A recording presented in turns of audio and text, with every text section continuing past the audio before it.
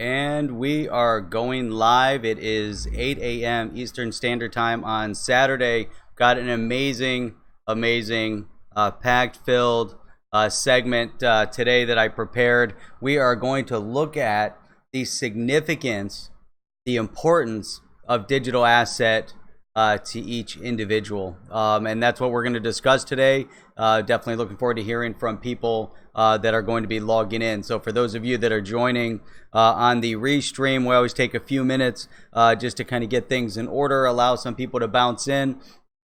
Must make sure that we're streaming properly.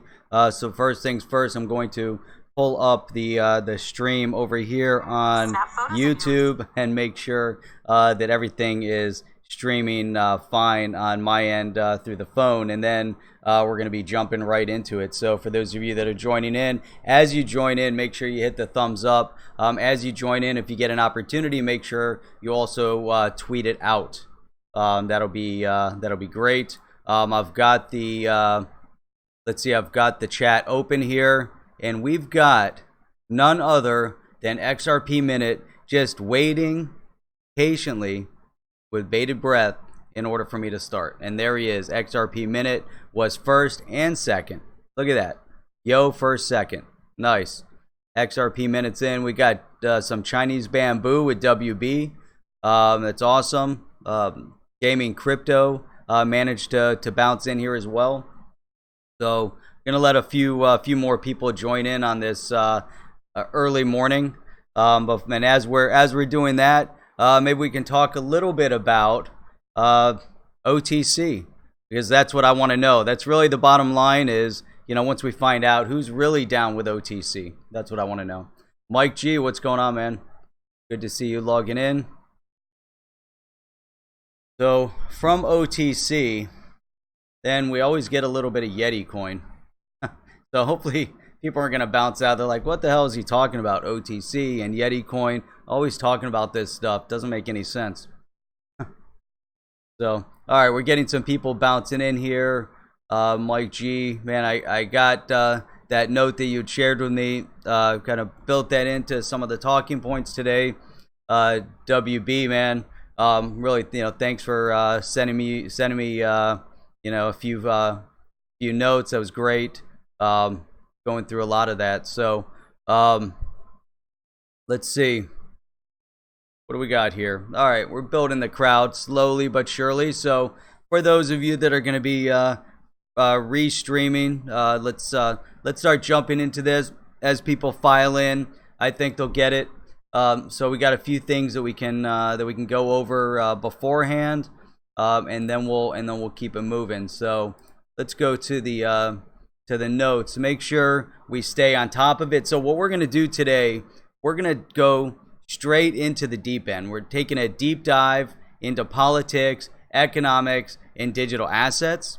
What I really want to be able to do today is put a little bit of perspective on, or maybe add a little additional perspective to everything that has been going on and coming out of Congress lately as it relates to Bitcoin, digital assets, Libra. We've talked about this and talked about this and talked about this, but I really think it's also important.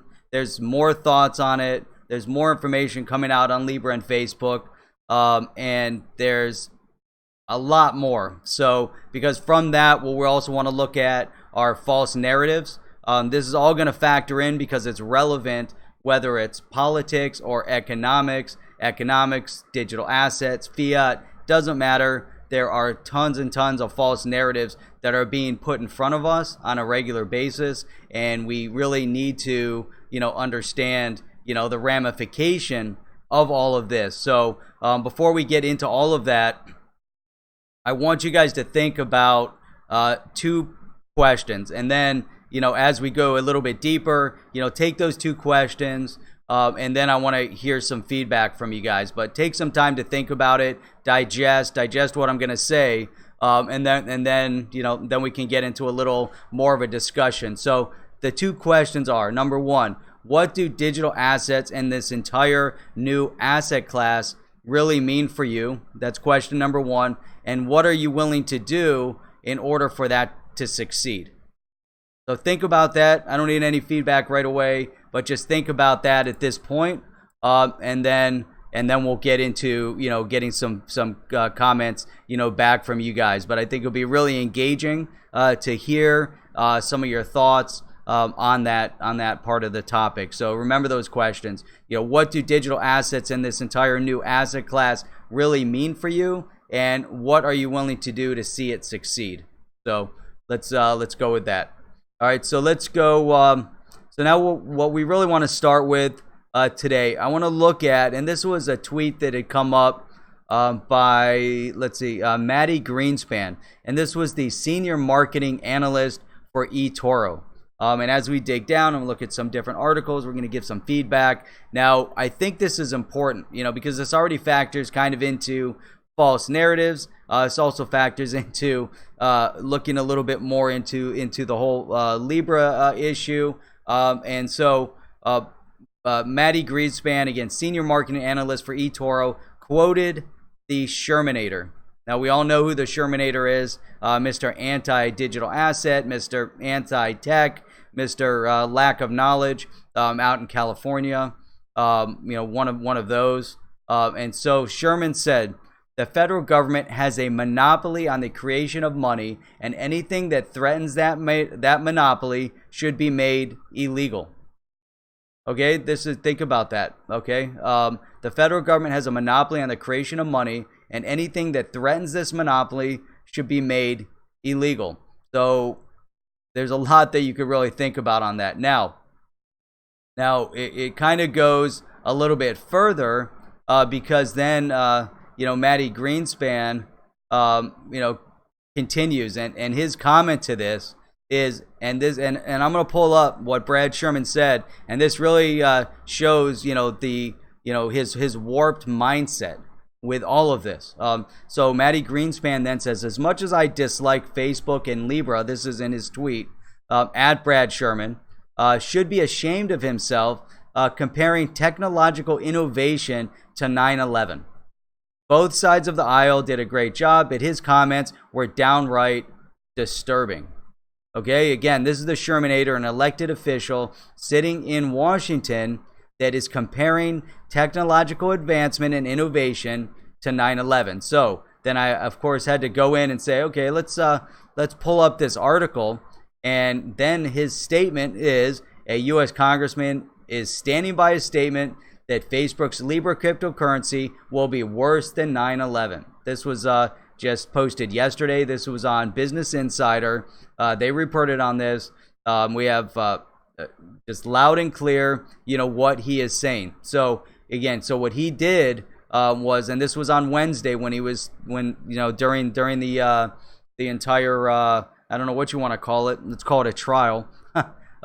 So he said that, again, his proposal is that he's comparing Facebook's Libra cryptocurrency to 9/11, predicting that it would result in more American deaths over time than the 3,000 plus lives that were lost during September 11th, 2001 terrorist attacks. This guy is completely warped and deranged for him to make any kind of statement like that, but it's definitely one of those false narratives, because that's just the beginning, and we're going to dig into this more because we see more and more of these ridiculous comments that come out of Washington, but more and more of these warped comments that are coming out of the fascist left. And so we want to dig into that a little bit, and that's definitely going to fit into this narrative.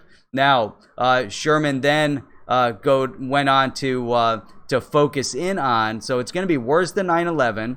Right? And then he said it's going to enable tax evaders, terrorists, sanction evaders, and drug dealers. And it's going to make it difficult for the federal government to fund cancer research. But this guy's insane. Or prevent Iran and North Korea from developing nuclear weapons. This is this guy's mindset. The guy is completely deranged. And so so we go in, and it's crazy. I'm not going to read this entire article. I just wanted to point that out. It's kind of a starting point today's stream, today's segment. And so here's this mindset. Then we can go, we take another step, and we want to take a look at some of the other things that are being said.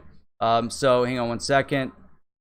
All right. So then we go to this article that was posted up also on the 19th. And this was on Yahoo, on finance.yahoo.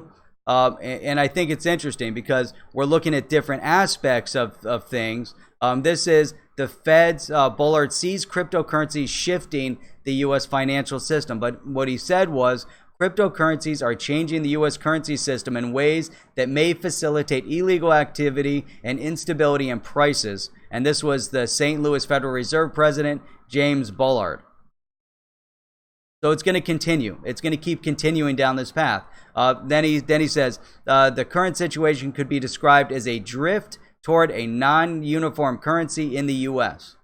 And then he goes on, one suspects that consumers and businesses will not like a non-uniform currency in which many types of currency trade simultaneously at a variety of prices in a local market. So they go on and on and on, and so this is another narrative. Then if you go to CCN, and I thought this was interesting also because there's an economist, and it kills me when economists step up to the forefront and they double down on their opinions. They double down on their theories. Now, this is an economist. I don't know who this guy is. Haven't dug into his background. Many of them are professors sitting in some university. Others, just like anything else, a lot of it has to do with theory. It doesn't all have to do with fact. It's theory and opinion. And this is this guy's opinion, right or wrong, whatever it is. But he comes out and says he's basically mocking Facebook. This is on CCN. The headline of the article, economist bashes Libra, mocks Facebook crypto as fake money. Now, he digs in even further because he's not a big fan of digital asset either. But he definitely, focuses in on whether or not what Libra is doing is going to be considered true, not true, whatever it is. But it's interesting, and so there's so much more to it. We need to dig in and really understand Libra. And the one thing that I took out of everything that happened in Congress was that there weren't enough questions being asked to truly understand what Libra was all about, what Calibra would do, whether or not they even have authority over what Facebook is going to be doing with Libra, whether or not there was going to be a true separation, and so it was obvious to me. Many within Congress were holding their hanging. It was a trial, that was one-sided. There was a guilty party, and that's all there was to it. It wasn't a fact-finding mission, which is what it should have been, So it's just interesting how, everyone is so uptight about this. And then we had, in this article, they had mentioned Caroline Maloney. She's a congresswoman from New York. She said, what if too much money goes into Libra and is withdrawn from the traditional banking system? What if it does? If that's where people want to start working with their money in this free market economy, what if they do start using Libra to send money and make purchases? But it's kind of irrational. It's a false narrative because Libra's not putting themselves up there as a national currency. Libra is building on the fact, and Calibra and Facebook is pointing to the fact that they're creating a payment system. What scares me about this whole narrative that they've created is that they've been easily able to single out Facebook, mainly because it's a large representation globally, but yet they're hiding their true beliefs of the digital asset space, and it's being veiled as an attack strictly against Libra and Calibra. There's much more to it because of the way they single out and attack the concept, the business plan, is a little bit scary. And I mentioned this the other day also, based on some of the things they had said. So then, we get into another one, and I thought this is coming from the same hearing. So I thought this was really important because with the negative, then you have some positive, and this came out of this was also this one was on Cointelegraph, and it's interesting because you see there's a clear divide within Congress right now based on it's almost straight on political lines, not 100%, because we do know that it's a bipartisan initiative. There are Democrats, there are Republicans that are supporting Token Taxonomy Act. There are Democrats, there are Republicans supporting digital assets. So we have to make that statement. But we're seeing the loud, outspoken members within Congress on the Democrat side have been all anti, and they came out with vengeance. And then we have Congressman Patrick McHenry from North Carolina, and he came out and said, governments cannot stop this innovation. How amazing is that statement? Governments cannot stop this innovation. He goes on and says, the world that Satoshi Nakamoto, author of Bitcoin white paper, envisioned and others are building is an unstoppable force. This is Patrick McHenry, a sitting congressman. So this is the counterpoint to everything else. And then he goes on in this article. I'm pointing out some points to kind of build this entire narrative and this theme that we're going to be talking about. But he goes on and he says, we should not attempt to deter this innovation. Governments cannot stop this innovation, and those that have tried have already failed. How amazing is that statement? I mean, that is unbelievable. Considering the fact that we're seeing so much negativity coming out. So much, I don't even know if you can call it passion, whatever it is. It's kind of a little bit warped, when you see both sides of it. So, all right, let's see here. Let me just turn to the chat real quick, and then we're going to keep drilling down. I know I've been talking. You guys haven't been super outspoken here in the chat, but let me see here. I like what XRP Minute says. The Shermanator is a moron. And that is an assault to morons worldwide. It's not the federal government, WB. It's the Federal Reserve, a private corporation. That's just one thing. That's right. So they keep focusing on the fact that it's the government's responsibility to mint money and to manage that minting of money. However, how is it then that it's the Federal Reserve that does that? To WB's point, and that's just point in case. So. WB scare tactics. That's what it is. A bunch of scare tactics. Hey, Jerry Hall, flooring guy, what's going on? Edward, what's going on? So let me get this, get a little bit of water here, and we're gonna dig down a little bit further because there's more. There's definitely more to this. Before we get going, though, as I have been doing every stream, we've got, let's see, number one in the stream, we have XRP Minute, and that means we're going to send a little bit of XRP to the XRP Minute. How do you like that? There we go. It's coming your way. You gotta love this XRP bot. You gotta love this technology. I send it, you receive it. It's so fast, trackable. It's amazing. The use case of this XRP tip bot is fantastic, and it's really unreal. Whether or not, and Rain brought this up, even though we might be bouncing XRP back and forth between everybody, it's really cool. It's just amazing. So let's see, Mike G. Here in China, will support Libra. Could be FUD, but it's starting to circulate. Yeah, who knows? Rob Cash, I hate the F in German. That guy, man, he's a piece of work, man. The guy looks like a scoundrel too. He kind of looks like a rat. So let's see here. XRP Min is walking the dog and listening. Awesome. I always like doing that. So, Gaming, you're out, man. Glad you bounced in here. Glad to have you in.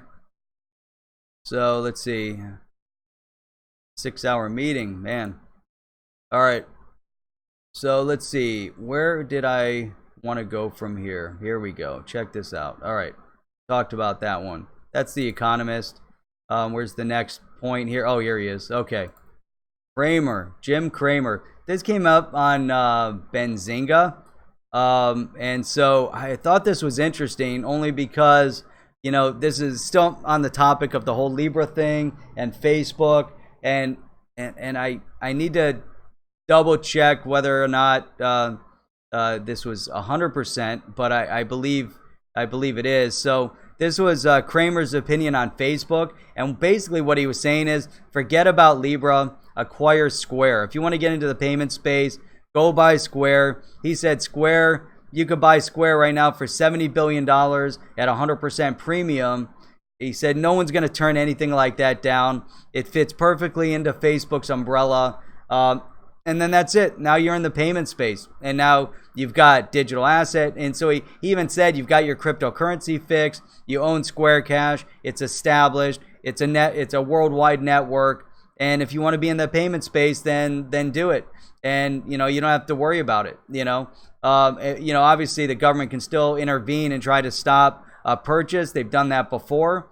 But, you know, he gave some ideas as to how they could do something like that. And that kind of goes to, you know, some of the points that I've made where you have a blurring of these lines between exchanges and banks and other companies within the space that, you know, could very easily get into the banking space or in the payment space overnight by just purchasing it. So you have like Google, you know, Facebook, Amazon, you know, the list goes on, Apple, you know, whomever. There's some mega companies out there, Netflix. Let's say they decide they want to get in the payment space. They want to buy a bank. They want to normalize a digital asset. Say there becomes a Netflix coin or whatever, and they want to do something amazing for streaming, and they decide that they want to be in the banking space and the payment space to expand on their market share, whatever. Then they go out and they buy a bank. And now all of a sudden they have bank licensing, and now they start streamlining digital assets into it, and it kind of changes the whole narrative, you know. So I think that's important to consider, and then, you know, from there, I thought, and this is kind of the final cap on it, so we're kind of going through these different points to kind of summarize these thought processes on Libra, and I thought this one is interesting because this is a venture capitalist. She likes digital asset. Her name is Nisa Amolis, and she came out and said, and I think this is interesting, you know, because she believes that Libra will reduce regulatory risk in general in this space. So although, you know, Facebook is the face of digital asset payments with their Libra, with Calibra, it's going to open up and really, from her perspective, again, eliminate some of the regulatory risk that's currently out there. And so, you know, I think it's interesting. So she said on a macro level, it does reduce risk. So part of what I focus on in the portfolio is risk management. She said she considers Libra very important as this eliminates some of the regulatory risk out there. And, you know, so then she goes on and says, Facebook's David Marcus talked a lot about the entrepreneurial efforts and intentionally being open source and allowing developers to commit on top and build wallets or other products on top of what they've already laid the groundwork for. You know, and so she thinks overall that the development, the concept behind it could be positive. Then she's also alluding to that, you know, that as it pushes forward and brings all the focus and attention, that it's going to help really identify regulatory clarity, but also, again, like you know, I had pointed out, you know, decreasing overall risk. I just think it's interesting. You know, there's different ideas out there. She is a venture capitalist and an attorney that's been involved in this space for a long time. But just another opinion, you know. So she's let's see, this was on CoinDesk. That's where that article appeared just the other day.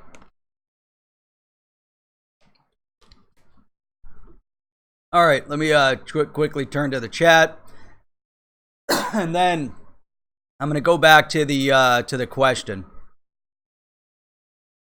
Carl Lewis, why are there only 22 people on the stream? I think I chased everybody else away with the political comments. No. It's a good question. That's a great question. Question number 1. 25 people on the stream now. Yeah, we should, early morning from around the world, we should start attracting more and more people. That's something that, we got to work on. So Chip says Stripe would be a better acquisition than for Facebook. Yeah, so they're definitely, that would be a good case to make. Chip, you might want to send a note over to Mark Zuckerberg and let him know that he should buy Stripe instead of going forward with Libra. Good ideas. Let's see.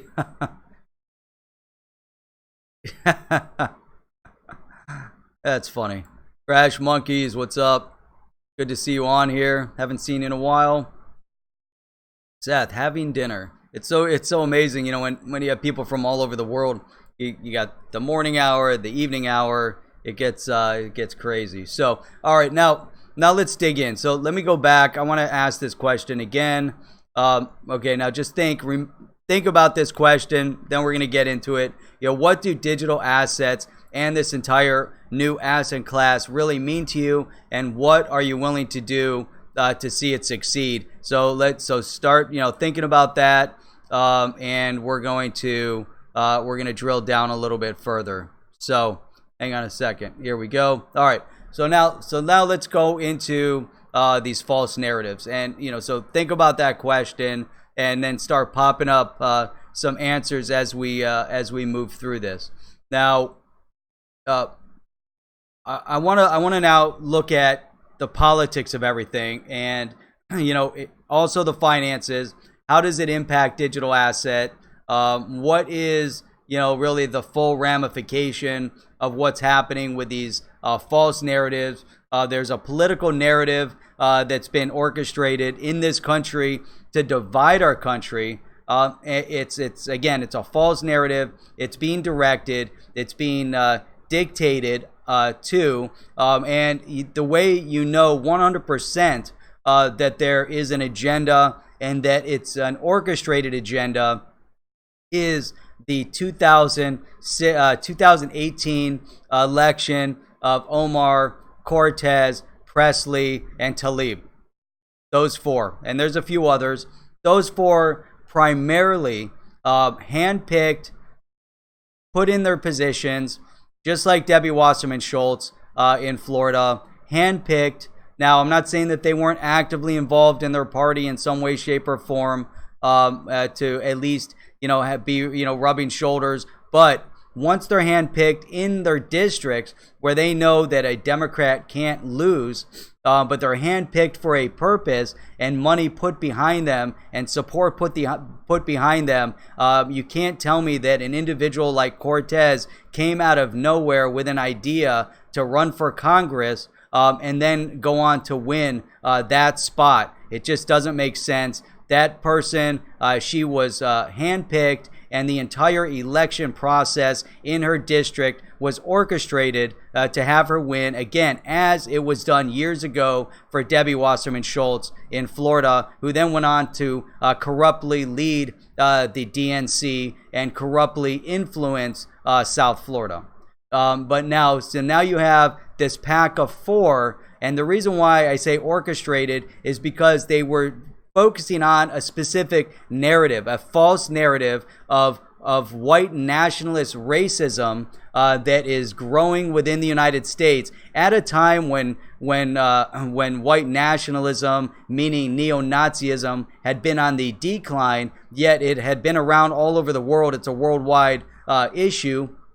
However, it had been on the decline and relatively non-existent as you see, same thing with the Klan and with others. Obviously, we went through 8 years of racial tension and divide coming from that exact party. And then they went on to double down out of animosity. The same reason why they singled out and focused on Libra on Facebook with such passion, with such hatred, due to the fact of their 2016 loss to Donald Trump. Now, this is interesting because this is all backed up purely by fact. And so when you look at this narrative, it becomes very,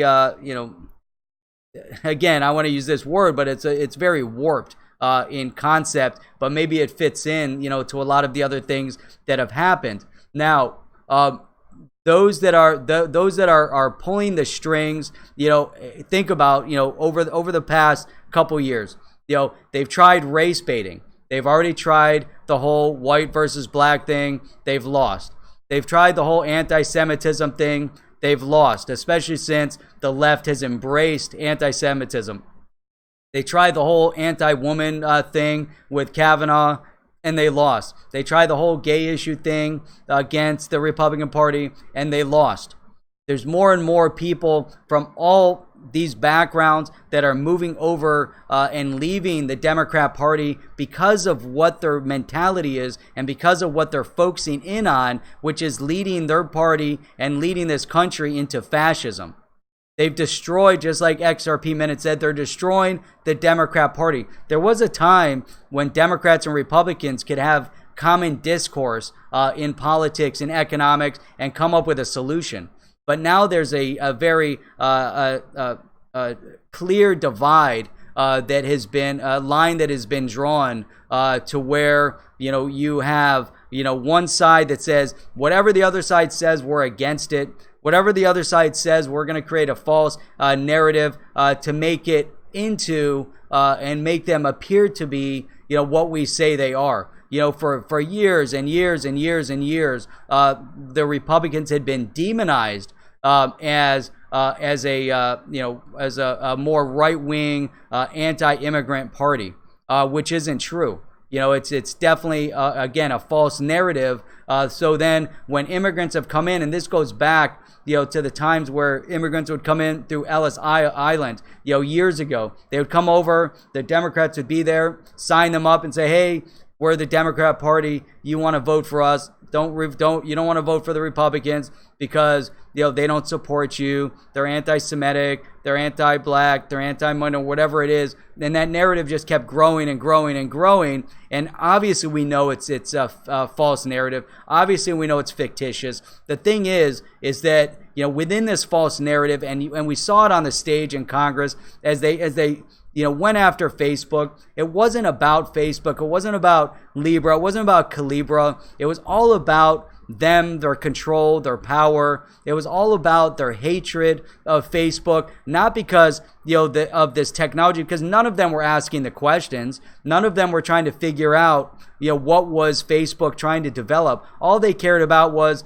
you're horrible, you've breached privacy, and they don't even care about the American people's privacy. All they care about is they created a narrative that Facebook caused them to lose the 2016 election. That's the mindset. You can't dispute the facts, and that's just pure fact, not speculation, not anything else. It's just pure fact on the ground. And those that are potentially watching from and are Democrats, your party has left you. Your party no longer supports your ideals as an American. Your party is warped into an anti-American cesspool.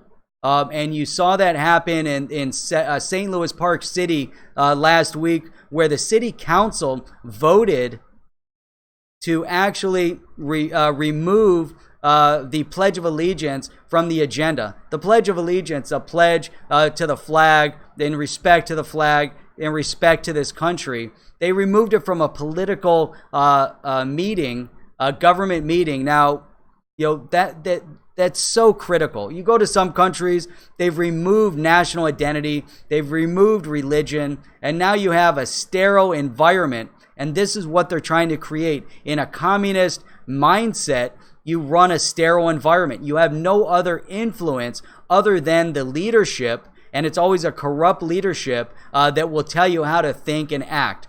And so that disrespect that came from these Democrat representatives, and you can't even call them Democrats anymore because they're really not. As Omar, as is Cortez, as is Presley, as is Tlaib, none of them are really Democrats.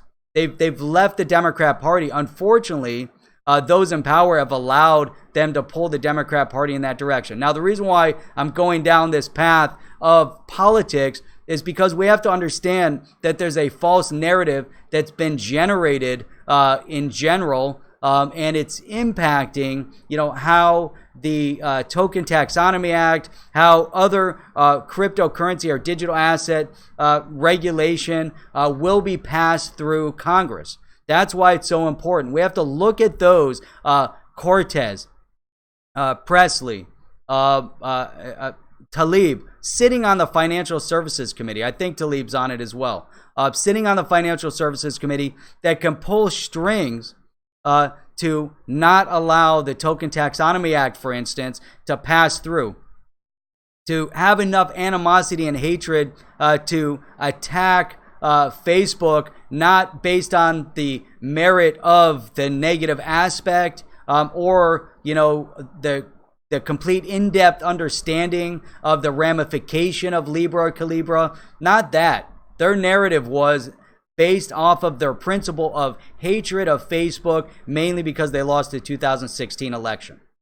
So it's definitely problematic. Now, here's the problem with all of this, and here's the twist, here's the turn of this false narrative that, again, as they lost the race baiting, they lost the white versus black versus white. People coexist all day long. If you go outside on the street, it's pretty nice out there. People work together. People live together. People hang out together. It doesn't matter what your national background is, identity, race. Doesn't matter, sex orientation, male, female. It doesn't matter. You go out to the bars. You go out to the restaurants. Everybody's hanging out with each other. This whole false narrative that they're spreading is ridiculous. Now they've lost that narrative, and they've made themselves out to look like fools by even mentioning this whole thought process.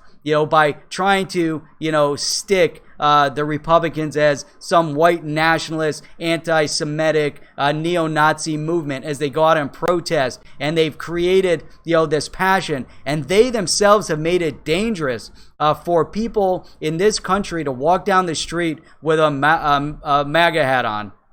They've made it dangerous, for people in this country to put a Donald Trump sticker on their car if they wanted to. First Amendment rights. They have revoked the First Amendment right of a lot of people in this country and have endangered their lives by their rhetoric, their nonsense, and their hatefulness. Yeah, and now they've taken that spite and hatefulness and rhetoric, and they brought it to Congress to attack digital assets and cryptocurrency, mainly because those that are pulling the strings are the ones that are paying their bills. Those are the ones that are going to get them reelected come 2020. So they know very well that every 2 years in Congress, you need to beg and lick the boots of those that are going to, put you back into office if you yourself are not deserving of being in that space to begin with. So that is extremely problematic. Now, the next stage in their false narrative, obviously, as they attack our economy, and we see it over and over and over and over again. I think it's so important that we understand this aspect of it, and that's why I had to bring this whole political focus point, to light, based on the false narrative they're creating in politics, because it's warping and attacking our finances, our economy. Their mindset, and we saw, old guy Sanders, get up there on stage again, and he's talking about, free college tuition, that they want to tax Wall Street. They want to take money from Wall Street to redistribute and pay for free college, but not just free college. They want to now pay off everybody's debt, and it's basically a transfer of wealth. Think about it. Who then backs up and finances college? There's two components here that needs to be observed. One is the transfer of wealth to the banks. That's backed up by the government. You take out a loan, you can't get away from that loan. You're stuck because the government backs it up. It's the one loan you cannot discharge, is a student loan. You have $100,000 in student loan debt, you're stuck with that student loan until you pay it off because of the government. The government enriching the those that are financing student loans. Those that are financing student loans because of the government, not too dissimilar to what happened to the mortgage crisis, but those that are backing it up and forcing this whole scenario, which is the government again, which is crazy because it's a government initiative, has then allowed the transfer of money over to universities which have become a cesspool of communist, fascist thought process that have been twisting the minds of those who go there. We know that because we see it on a daily basis. It's insane. So now here's the problem with that, is that yes, go to college, go to university. When I was in graduate school, I had a major issue with a lot of the professors over there, as you can imagine. But my major issue with those professors was that most of them didn't have real life experience. Most of them had lived their entire lives in a college environment, and they're trying to educate me based on what they've regurgitated out of other people's writings and other people's books. And yet they go off and profess as though they're an expert in their field, mainly because they spent 10 years reading about that field. But none of them went out to actually work in that field. And to me, that's problematic. Now, when you're stuck in that college environment, you're basically taking care of your entire existence. So it's very easy then to say, hey, you know what? We need people to pay for everything. And it's easy then to also then prey on the minds of those who you're supposed to help build their minds and build their thought process and build their discourse. Instead of building discourse, they're attacking discourse. But now the problem is you have a transfer of money, of wealth, from the government over to these universities. Who's going to pay for all of that? So, okay, let's say we paid, every college was now free. Now you have government funding universities that are preaching one-sided political thought process. There's something off about that, something wrong about that. So think about that. Think about that perspective. Think about what financial freedom really means to you. Think about what the entrepreneurial spirit really means to the United States. Think about what technology and innovation means to the growth of the United States. Think about what that means for any other country in the world. Think about countries in the world that do offer everything for free, and look at the standard of living, not necessarily the quality of life, but look at the standard of living, how much money people earn, how much money they spend in taxes, and then look at their standard of living, and that says it all. Now, is that kind of an invasion of freedom? Do they live better? Do they have more access? People are coming over to the United States in droves for one purpose, and that's to seek out their nest egg. That's to seek out their entrepreneurial spirit, to live the American dream, which is to build a business, get a career, go to school, do whatever you want to do. So there's so many things that and reasons why people come here. The fact that we can develop digital technology or digital asset technology, blockchain technology, is amazing. The fact that we can innovate, the fact that we can create transparency, the fact that we can, allow companies to now compete with what the central banks have held monopolies over for generations. The fact that a company like Ripple can spring up and compete with a SWIFT organization that has held a monopoly over the cross-border payment space for over 40 years. It's amazing. The government shouldn't stifle innovation. The government shouldn't stand in the way of creativity. The government shouldn't stand in the way of financial gain or economic growth. The government's only purpose is to make sure that people don't overstep and do illegal things. Now, if they want to try to make something like that illegal, we want to live within a society. It's a society that all people have agreed to. What are you willing to do to make sure that the one digital asset space that you passionately believe in, what are you willing to do to make sure that it develops, to make sure that this fascist element within government doesn't try to shut it down, mainly because they're afraid of losing their control? Those are things that we really have to worry about. Hey, Bank Peterson, I'm not gonna, I can't knock, what goes on in Scandinavia. I've been throughout the world. I've been everywhere in the world. I've been to Scandinavia, and yes, there's some amazing things over in Scandinavia. And yet, what's good for you guys over there isn't necessarily good for what can happen in the United States. Two different thought processes. Yeah, I'm going to be in Switzerland soon. And I'll tell you what, there's some amazing places over there.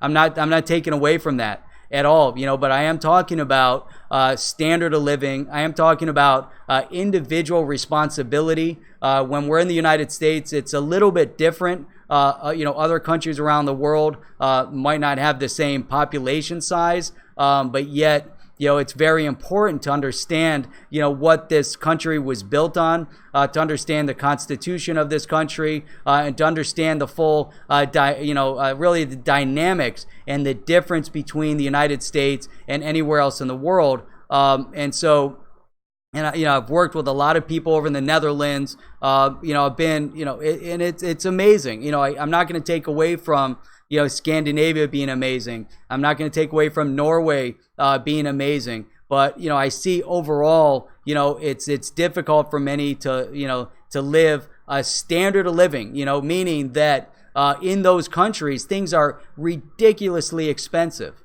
If you want to go out in Norway, anywhere you go, a beer is going to be at least $10. That's expensive. Here you're in New York City, it might be $10. But the point is that anywhere you go in Norway is expensive. Meals, you try to go out to dinner, you get a pasta dinner. The minimum cost for a meal out in Norway, just for like say pasta is going to be $25. So the standard of living, and that's what I'm talking about. Yes, salaries are higher, but they also take a lot of your income in taxes. I'm not knocking it. I like going over there. I love the place. I love the people. My point is that what happens in the United States isn't applicable. So for the U.S., our folks in the U.S. Is drastically different. And so it has to be different. So now here's the the additional narrative, and this is the spin right now that on the left, what they're trying to do, since they lost out everything else, their narrative now is that they want to point out that Donald Trump, that Republicans, that this side of the administration is now anti-immigrant. Because of the fact that you might be going after Cortez, Omar, Talib, whoever it might be. Now, if you read, and this is interesting too, because they take little snippets, like they do anywhere else. They take these little bait-click snippets or clickbait snippets, and that becomes the entire talking point. So the clickbait snippet here was that Donald Trump told them to go home, told them to leave.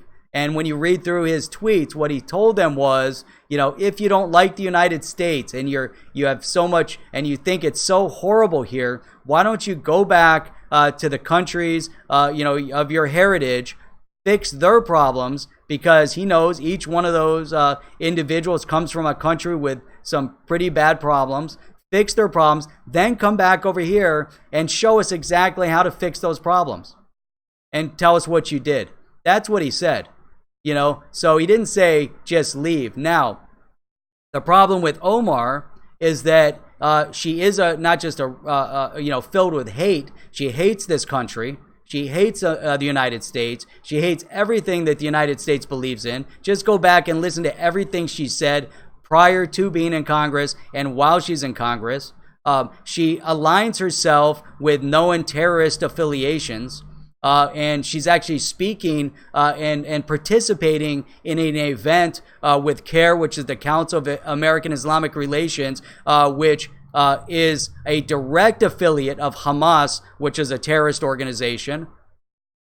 And there have been powers within Congress. In the United States, Hamas is a terrorist organization. That's why I say that. CAIR has direct affiliations to and actually was born from Hamas. Hamas is the one who created this Council of American Islamic Relations. She affiliates with them. She has directly attacked Jews in this country. She has directly attacked one of the U.S., one of the primary allies in the United States, which is Israel. And she goes on and on and on. And yet they've allowed her to get away with those comments. And then she said this week alone, she went out on a tantrum. And she's supporting, she's supporting this movement called BDS, which is to actually force companies in the United States to stop dealing with a country like Israel.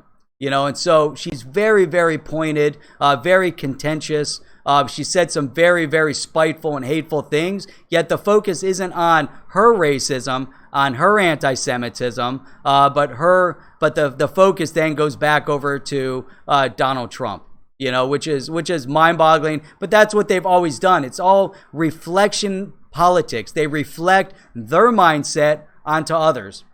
So, and again, the Democrat Party has been warped. So, the Democrat Party has been yanked, far over to this fascist element and this fascist thought process that is going to destabilize the United States if they allow to continue what they're doing. Let me look at Ralph Raymond here.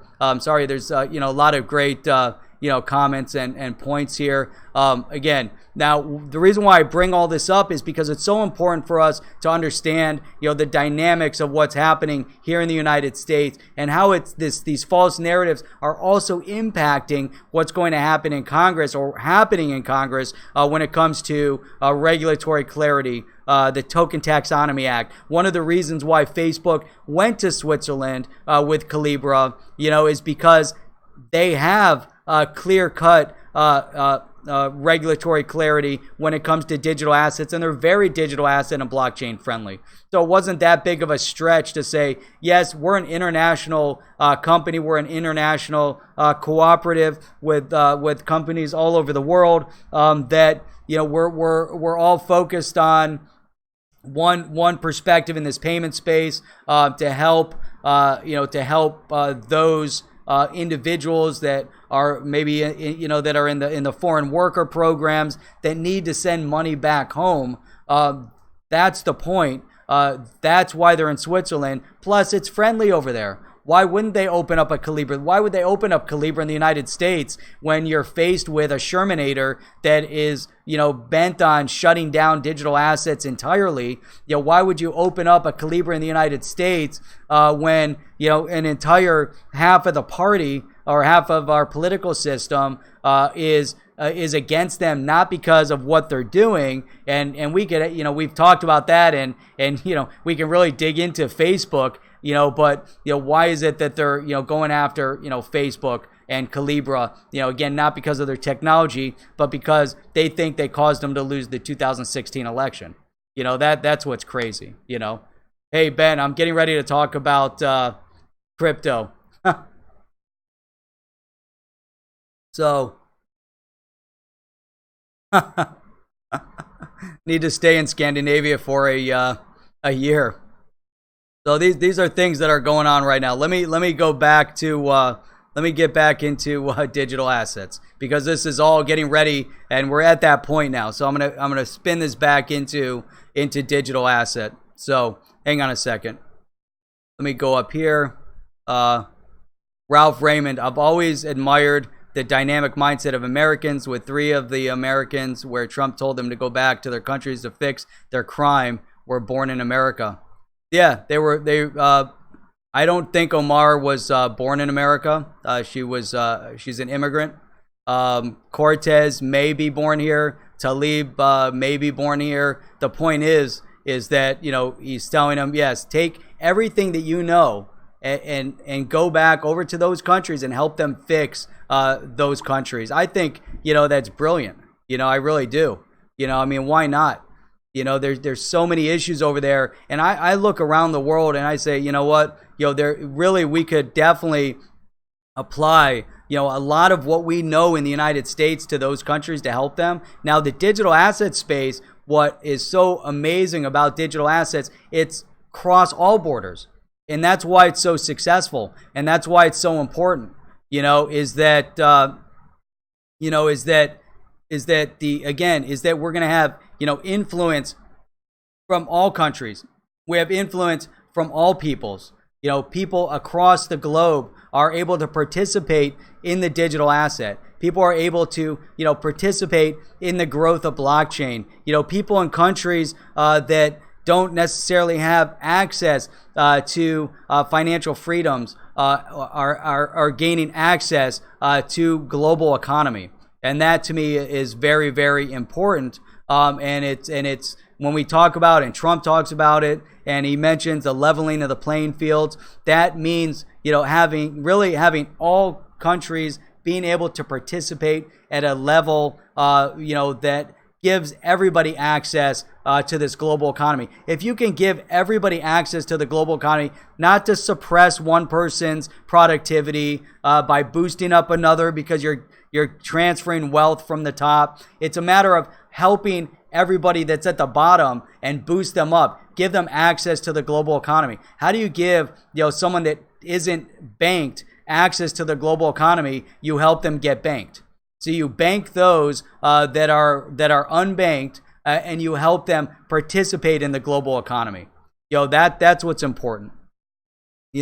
So, and that's really where this whole focus needs to be. That's where the narrative, that's where the attention needs to be. How do we build this economy as a country in the United States? How do we build this country as the economy, as a world influence? That is definitely, important.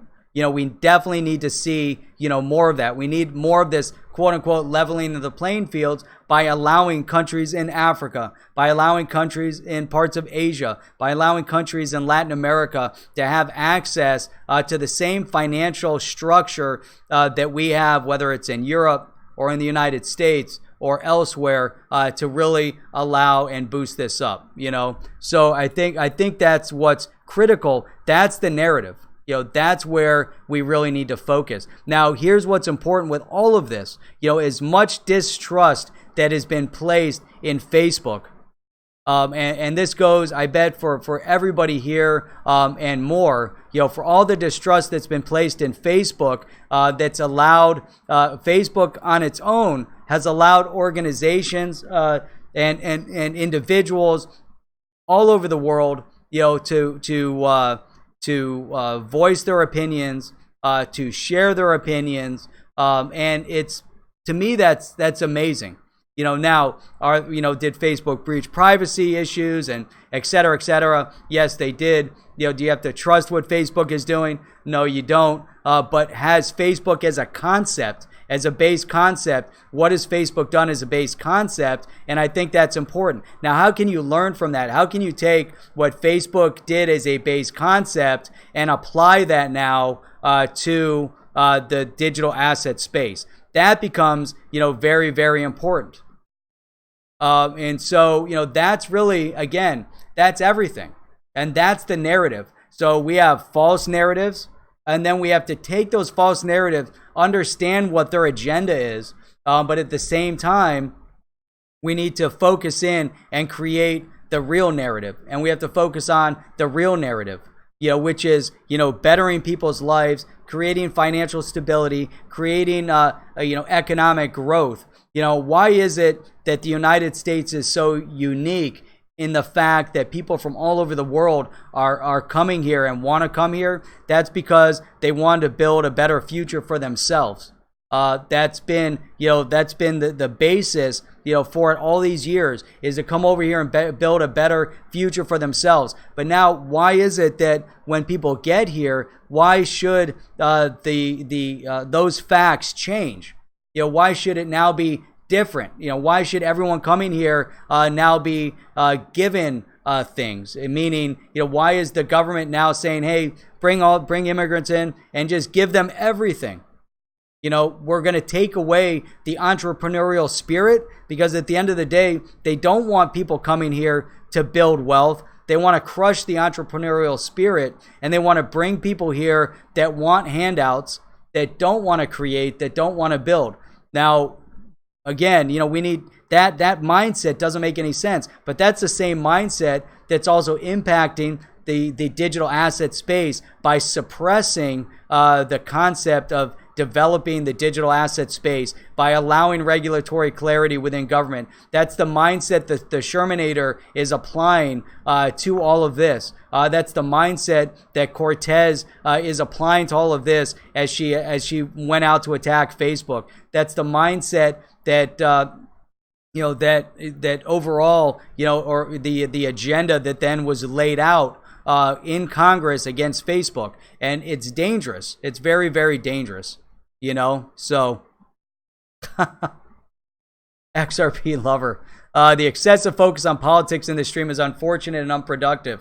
You know what? I think it was important, and the reason why I think it's important, the reason why I brought this up, not to be divisive in any way, but is to point out why it is that we're seeing a struggle in the U.S. Congress right now when it comes to creating and providing for regulatory clarity over the digital asset space. That there's a lot of false narratives that have been dictated, and to understand those false narratives, things don't happen, in a vacuum.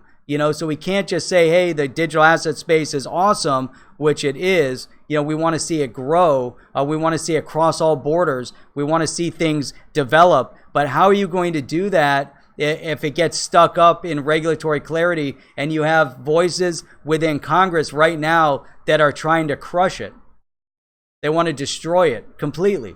So, here's another voice. So as we go down into it, let me see if I put it up here. And this is my point, so this is why I went down this path. Again, not to be divisive in any way, shape, or form, but to do this in a sense that we have to understand, exactly. I'm trying to find this other article where it went to. Oh, here it is. So here's another one, and I think this is important. This is so important to understand. Because if we don't understand this aspect of it, we're missing, a big component.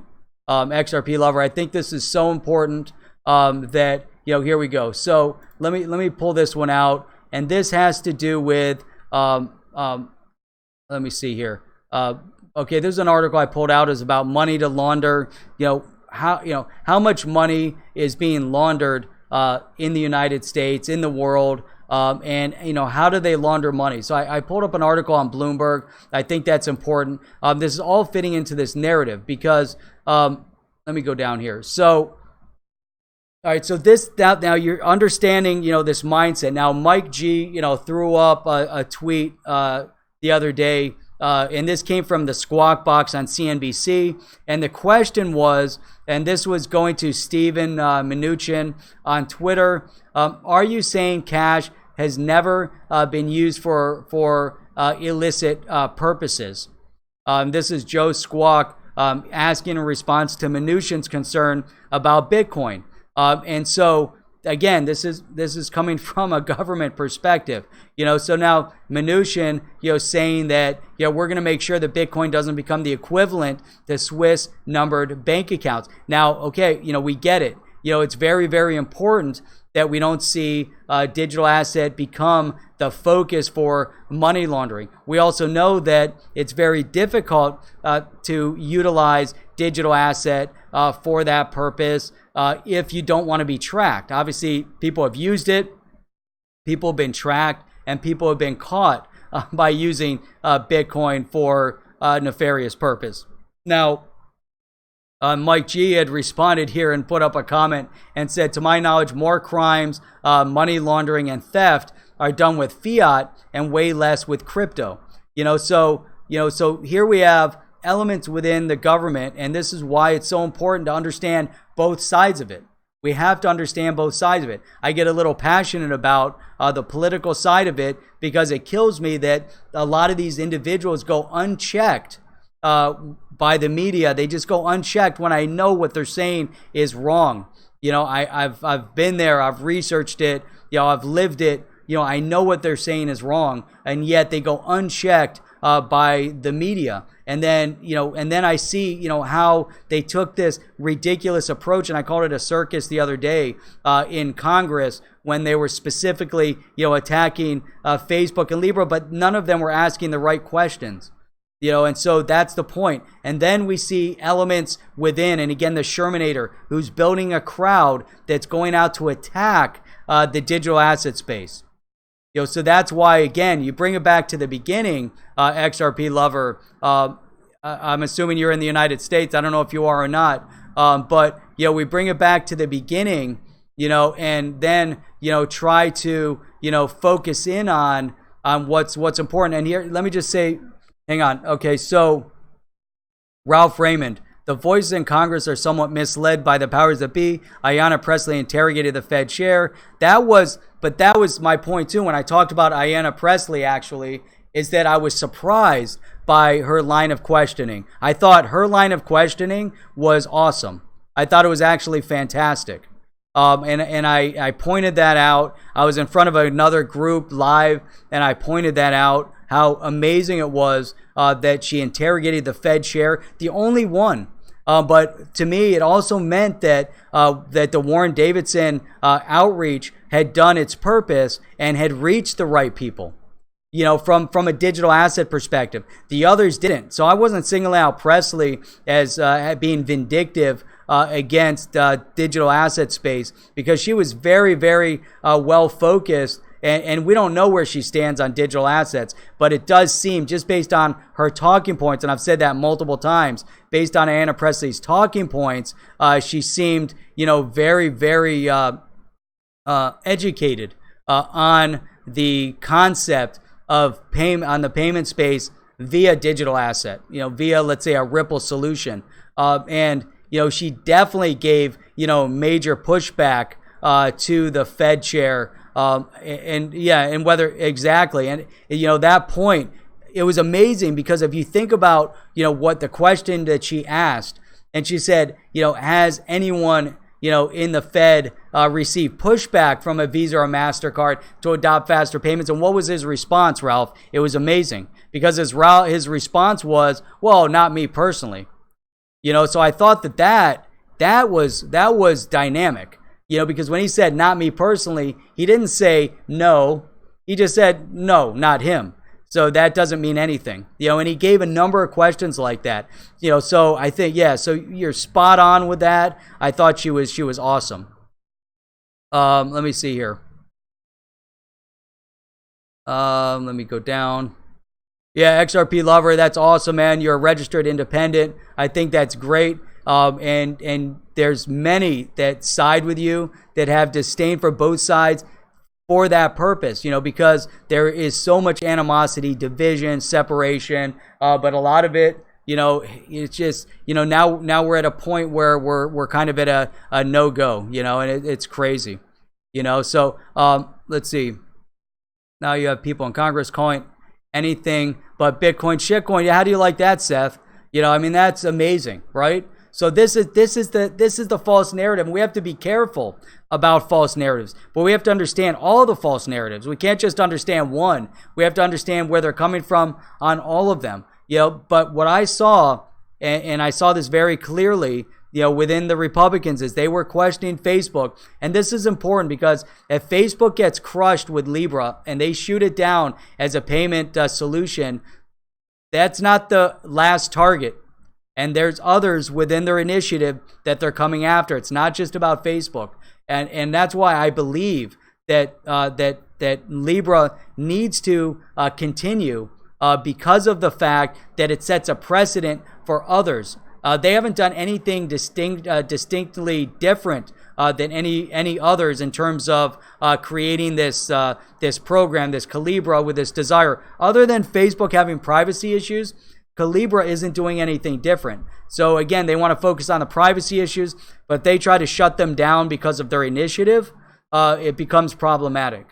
And Ralph Raymond, Shermanator is backed by banks and is almost looking and sounding pathetic now. He is. He for sure is. But I don't like the fact that those in Congress are also becoming Bitcoin maxis, and they're going to call, everything shit coins. That's also disruptive and not 100% accurate. So Mike G, besides my own financial freedom, the digital asset space means freedom from inflation, real transparency, going grassroots, Senator Barry Loudermilk. There was another one. I think he came out, pretty strong. Very strong, so, hey, guys, I don't mean to be divisive in any way. I love discourse. So, XRP lover, Ralph Raymond, Banked. I love having additional comments and feedback. If you think I'm wrong with something, man, tell me, because I'm not going to scare anybody off. I'm not going to get upset because someone, disagrees and has a, and has a difference of opinion. I think that's the best. That's the best kind of discourse that you could ever have, even over a digital asset. But don't shoot down an idea mainly because you have animosity, built up over something else, which is, again, what they did over Facebook. And that's why we have to understand this entire background initiative and scenario that had been created, in my opinion, So, let me see. All right, let's see. Check out Tone Vay's last stream calling for Ripple to be locked up. And there's more of that. There was, and I can't remember who it was, but it was definitely the Shermanators calling for people to be locked up and shut down. Like we said, make it illegal. But now, so I thought it was really, yeah,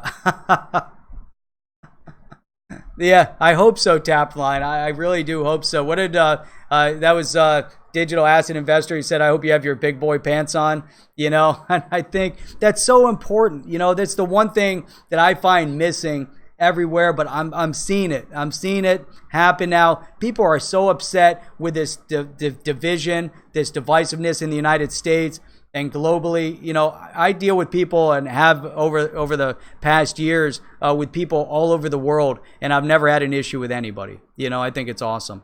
Ralph Raymond, Ryan Zagone was being questioned in the UK Parliament last year about the benefits of blockchain and cryptocurrency. He was sat next to a so-called crypto expert who was anti-crypto.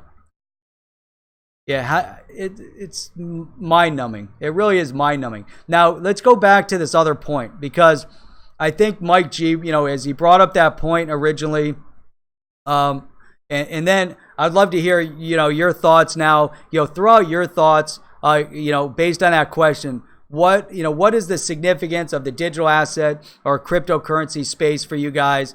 What are you guys willing, to do to make sure that this anti-crypto element, isn't going to impede on, the growth of this space? I think these are two important questions. You don't have to answer both of them. At least answer one of them. I think that'll help. Ralph Raymond sending a tweet to Ryan to apologize. That's awesome. Stuff like that's important.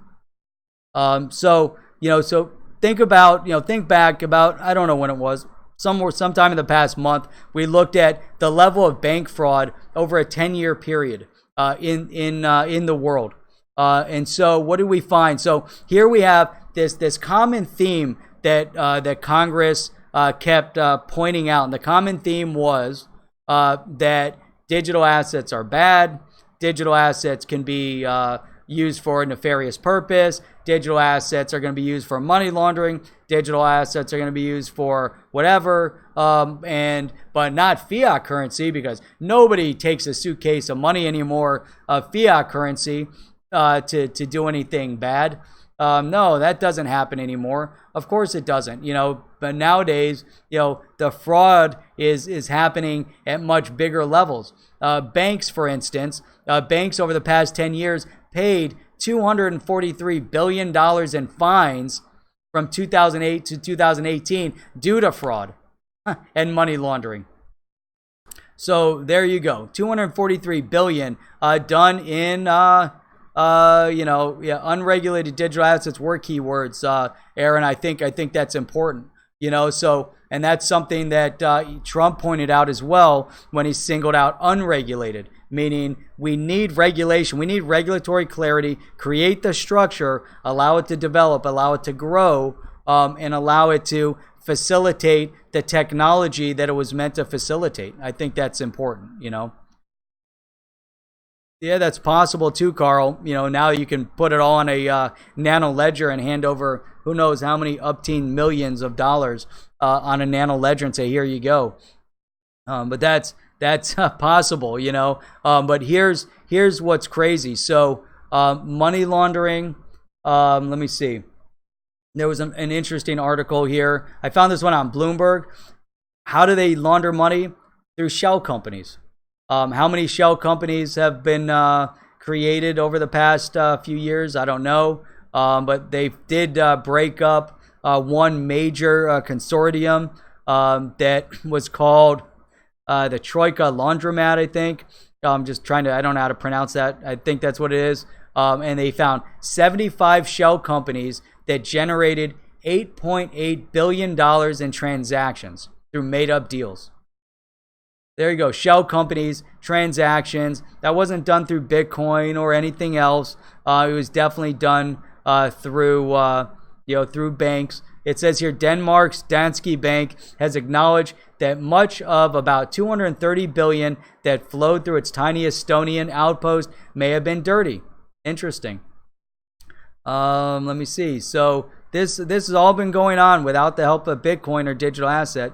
Let me see here. This was Deutsche Bank helped clients move about 10 billion out of Russia from 2011 to 2015 by executing mirror transactions in its office in Moscow and London.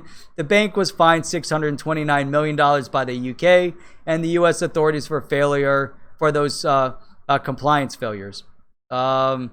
Mixing clean and dirty money. Something called smurfing. These are all money laundering techniques. It goes on and on and on. I thought that was really interesting.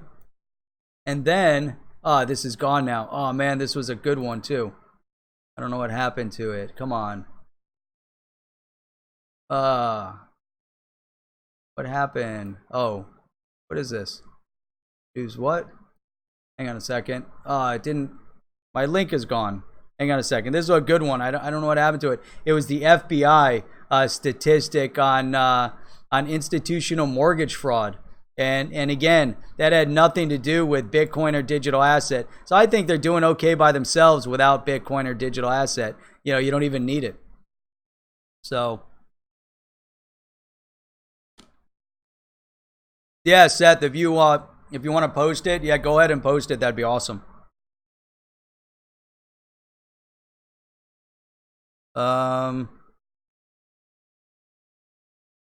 XRP rant by Tone Vase.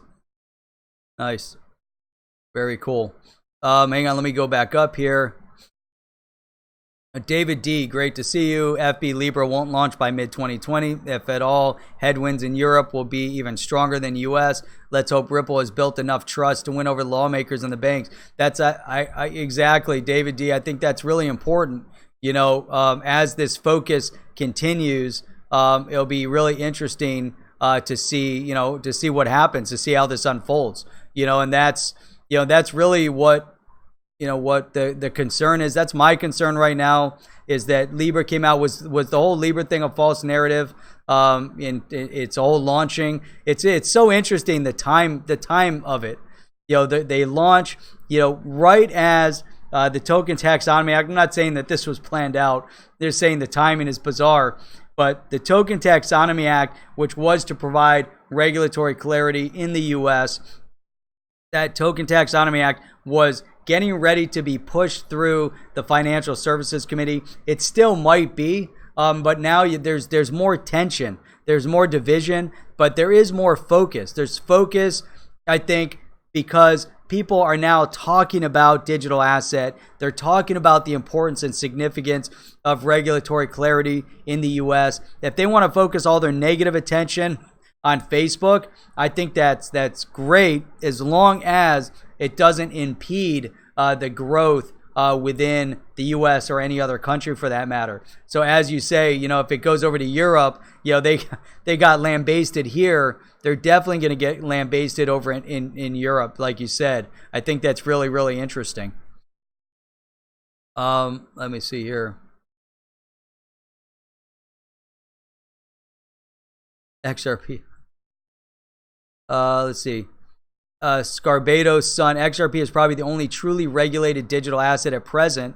And that's the one glowing area. I'm glad you brought that up. It's so important that you guys share these things because it keeps the conversation flowing. But you're right. I mean, you think about everything that they've put into it so far, right? Calibra, Libra, their focus point is completely different. They haven't even launched yet.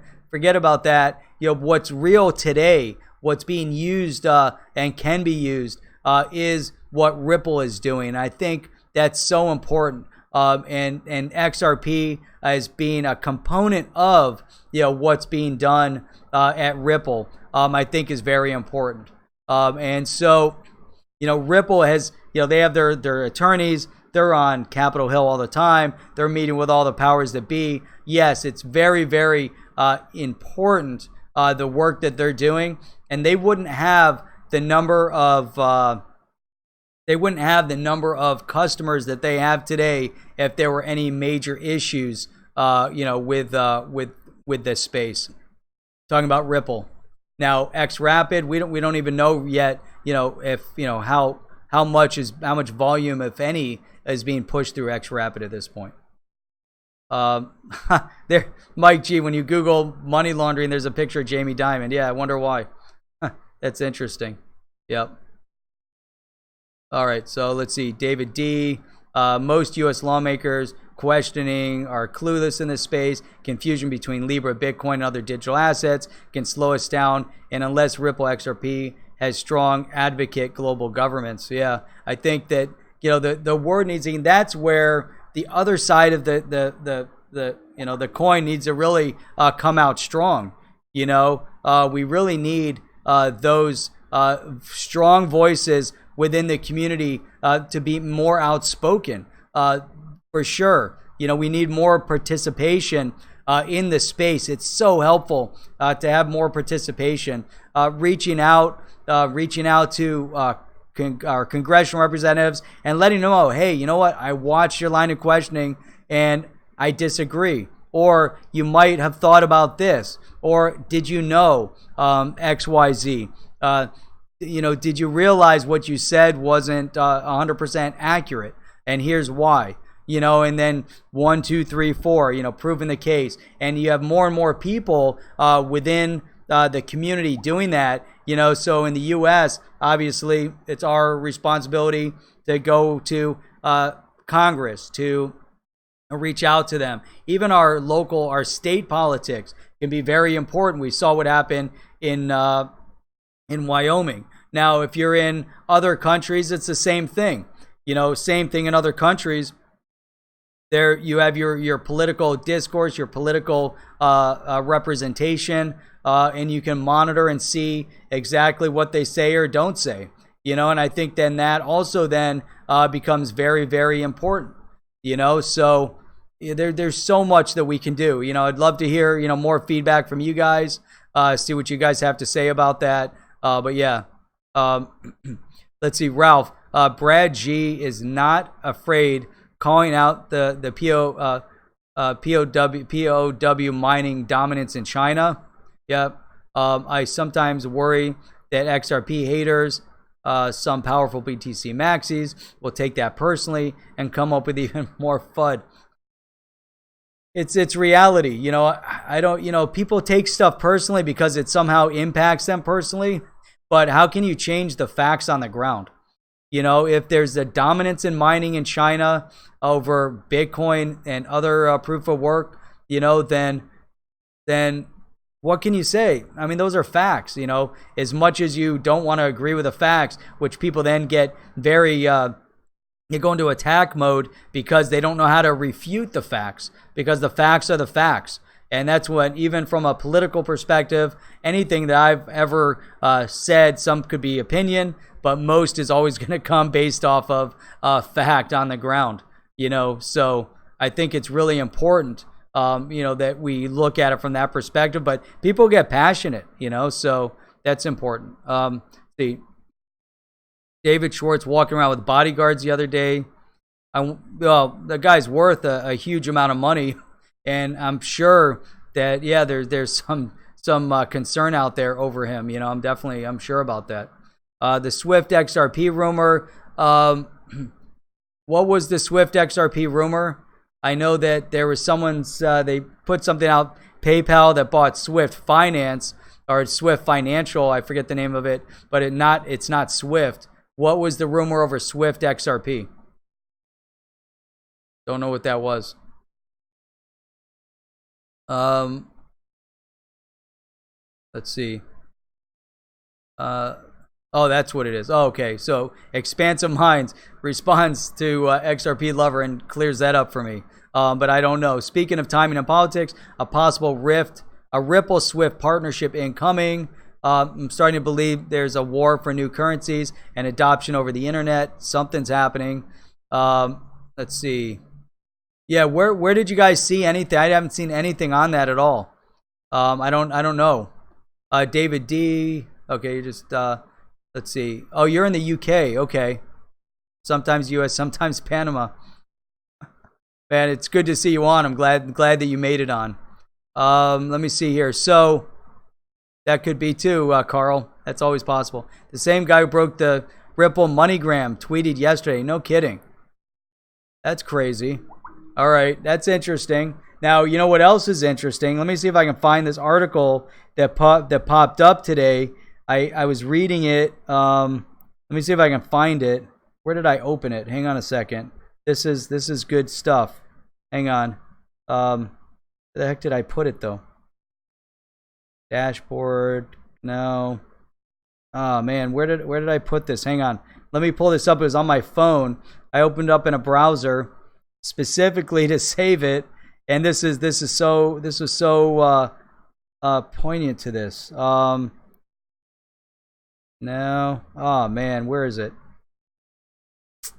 This has to do with I was reading an article about Swift. Oh, maybe I didn't open it. Swift GPI. Do you guys see that? That Swift GPI. Maybe I have it in this browser. They're saying that Swift GPI is. Let me see. Is there? Where is it? No, come on.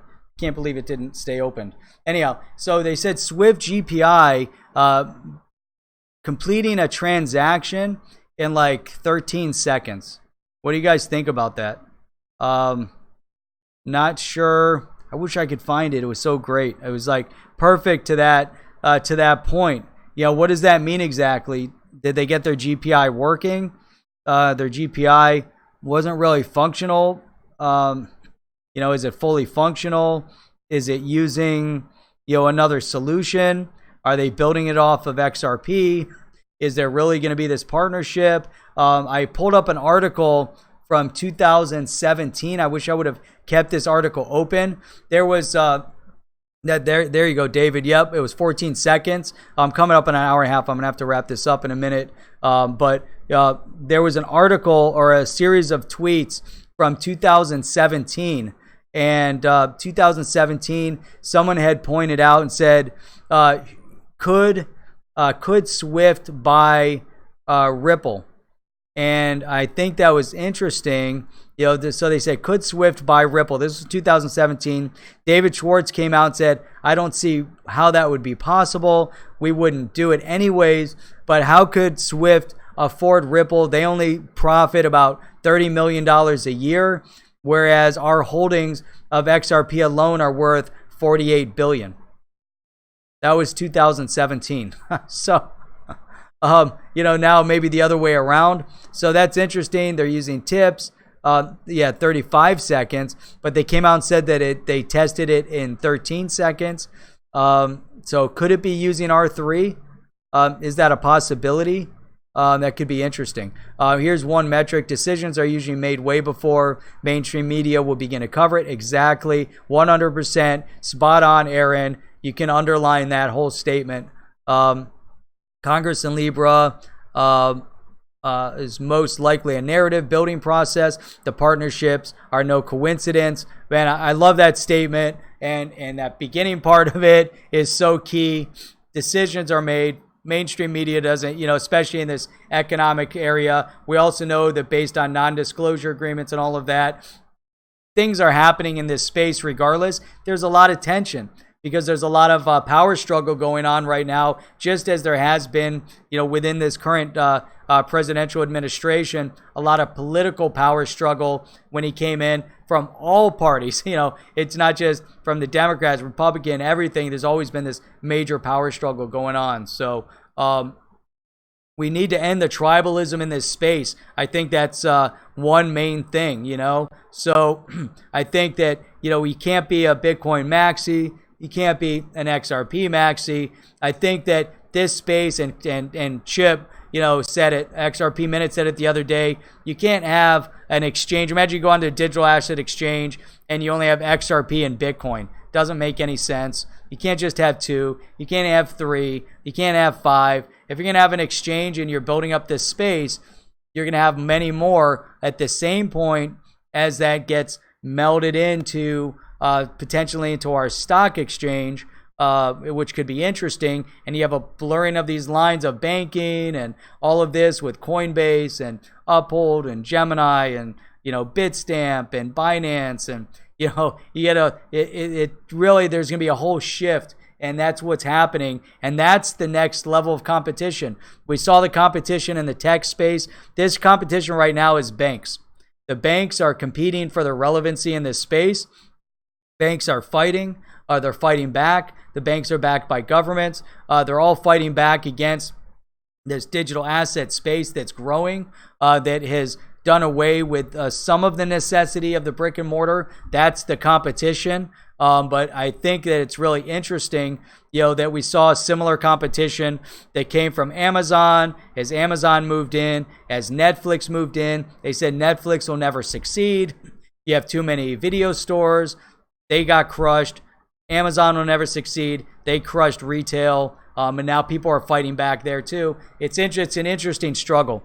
I'm going to wrap it up, and let me read a few more of these statements, and then we'll all head out into our days on a Saturday. I want to say, first and foremost, I appreciate all you guys hanging in there. I appreciate you guys always coming onto the stream. I appreciate you guys listening to politics on the political aspect as well as the economic aspect of digital asset, hanging in there through there. Those of you overseas, hanging in there to understand the discourse, politically speaking, in the United States as we go through political discourse as a whole for digital asset regulatory clarity.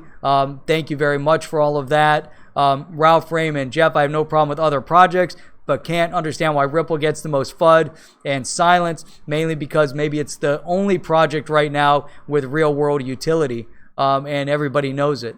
I think that's probably why. Beat up on the one that's actually working right now. What about the well-known boxer from the 1940s, Slapsy Maxi Rosenblum? Okay, so let's support that Maxi. That's funny.